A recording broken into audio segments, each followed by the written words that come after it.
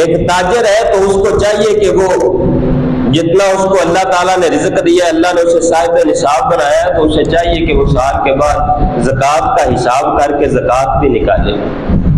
جو بندہ زکوٰۃ نہیں نکالتا، وہ جیسے بھی رزق کماتا ہے، زکوٰۃ نہیں ادا کرتا تو اس کا رزق حرام ہی ہے، اس کا رزق حرام ہی ہے۔ وہ زکوٰۃ کا حساب کر کے، بعض لوگ ہوتے ہیں وہ کہتے ہیں نہیں جی فقیر آتے ہیں انہوں نے جتنی رکھنے ہیں کوئی نہیں، وہ زکوٰۃ آپ پہ نکلتی رہتی ہے جی، دیتے رہنے ہیں دادا پانچ پانچ کر کے۔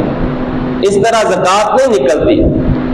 زکوٰۃ اس طرح نکلتی ہے کہ سال کے بعد حساب کیا جائے، پورے سال میں میرے پاس کتنا مال رہا جس پر سال گزر چکا ہے، اس کا حساب کیا جائے، 40واں حصہ مخصوص کیا جائے، وہ کتنا بنتا ہے، وہ تو ہر صورت غرباء و مساکین پر اور جتنے زکوٰۃ کے مصارف ہیں ان پر ضرور خرچ کیا جائے۔ اس کے بعد جتنے مرضی خرچ کرتے ہو وہ نفلی صدقہ ہے۔ حساب کیے بغیر زکوٰۃ ادا نہیں ہوتی۔ جس شخص نے اپنے مال کی زکوٰۃ نہیں نکالی وہ خود بھی حرام کھا رہا ہے، اپنی اولاد کو بھی حرام کھلا رہا ہے۔ وہ بھی جتنے مرضی کھانے کے آداب سیکھ لے، وہ پہلے ادب سے ہی ہٹا ہوا ہے، اس کا کوئی فائدہ نہیں۔